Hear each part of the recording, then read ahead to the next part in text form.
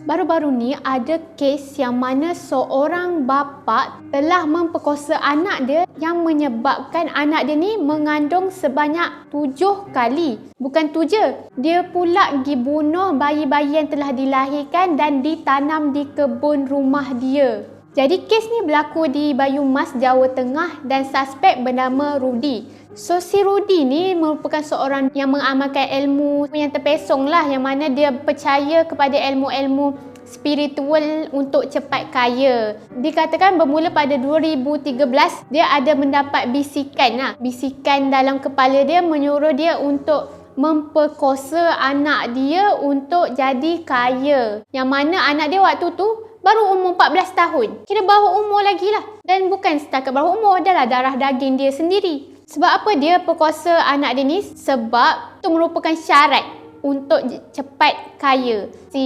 Rudy ni nak cepat kaya, jadi dia berbuatlah demikian. Habis tu dia kaya ke tak? Tu lah. Saya rasa dia tak kaya pun. Syarat kedua adalah dia kena bunuh baby tersebut. Tahu tak, sepanjang tahun dari 2013, terdapat sebanyak 7 kali dia bunuh bayi dan tanam kat kebun dia. Kalau kita tengok corak tahun kelahiran tu, kita dapati yang ayah dia telah perkosa anak dia ni secara kerap. Kita tengok setiap tahun dia melahirkan anak. Cara Rudy ni bunuh bayi-bayi tersebut adalah dengan dia tekap. Maksudnya bagi bayi tu tak bernafas. Lepas tu bayi tu meninggal, barulah dia tanam dekat tanah di kawasan rumah dia. Mangsa merupakan anak kandung Rudy sendirilah, yang mana dia bukan buat demikian secara rela. Mangsa ni telah dipaksa oleh ayahnya dan diancam bunuh kalau dia tak turut permintaan ayah dia ni. Sebenarnya isteri si Rudy ni pun tahu kegiatan laki dia ni, tapi isteri dia tak boleh nak buat apa sebab laki dia ancam untuk bunuh juga kalau dia laporkan kepada polis atau bagi tahu sesiapa.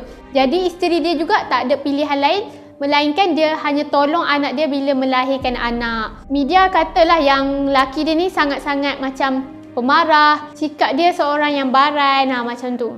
Sebab itulah anak dan isteri dia patuh je apa yang ayah dia suruh. Okey, macam mana kes ni boleh terkantoi? Pada satu hari tu baru-baru ni, seorang penduduk yang mana jiran si Rudy ni, dia tengah korek cangkul tanah untuk ratakan kawasan perumahan dia lah. Tanah tu macam dekat juga dengan tanah rumah si Rudy ni.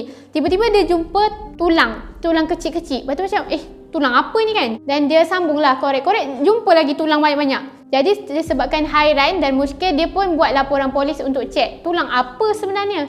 Jadi dari situlah terbongkarnya kegiatan si Rudy ni, yang mana polis telah menjumpai 4 rangka bayi dekat kawasan tersebut. Mula-mula diorang tak tahu pun yang anak si Rudy ni telah diperkosa oleh Rudy. Mula-mula diorang ingat macam diorang ada hubungan sulit sesama diorang lah, tapi melalui soal siasat daripada anak dia, terkantoilah yang si Rudy ni sebenarnya merogol anak dia.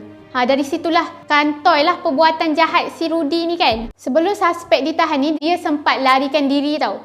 Tapi kena tahan balik. Polis sekarang dapatlah jumpa 4 rangka baby, tapi melalui soal siasat kan dikatakan dia telah bunuh 7 bayi dan tanam dekat situ. Jadi polis masih mencari baki 3 rangka bayi di kawasan tersebut.